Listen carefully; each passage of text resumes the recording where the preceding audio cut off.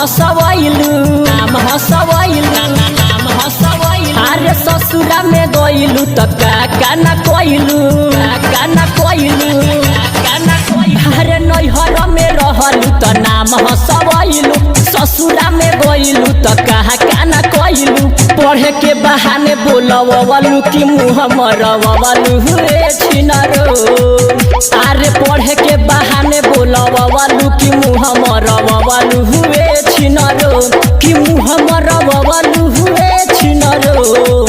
मरवलू हुए छिनरो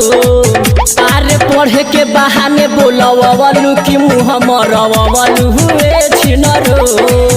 अरे पढ़े के बहाने बोलवलू कि मुँह मरवलू हुए ननदो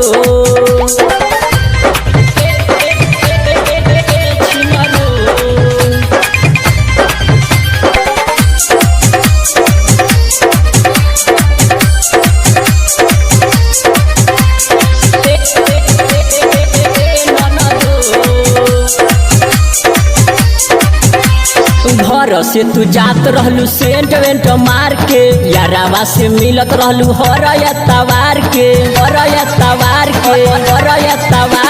घर से तू जात रहलू सेंट वेंट मार के यारावा से मिलत रहलू हरया तवार के दोसर घरे रह तू तो सास करी अइती मार बेला तोहे सरी अइतिया सब करी जतिया डुबइलू कि मुँह मरवइलू हुए छिनरो अरे सब करी जतिया डुबइलू कि मुँह मरवलू हुए ननदो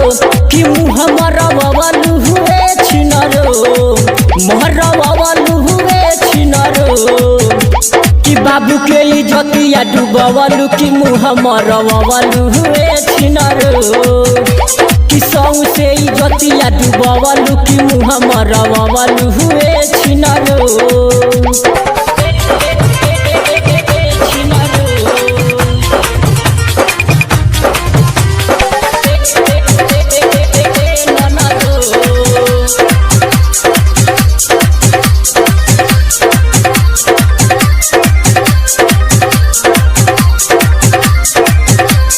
दिलीप दीवाना संगे लभ चभकैलू भाई प्रमोद जी से नाही बतैलू दिलीप दीवाना संगे लभ चभकैलू भाई प्रमोद जी से नाही बतैलू मुन्ना महबूब के ना दिहलू तू भाव हो केतना बा तोहारा जवनिया के ताव हो समारा सिपाही से करवलू कि मुँह मरवलू हुए छिनरो कि समारा सिपाही से करवलू कि मुँह मरवलू हुए छिनरो कि मुँह मरवलू हुए छिनरो मरवलू हुए छिनरो कि बाबू के इज्जतिया डुबवलू कि मुँह मरवलू हुए छिनरो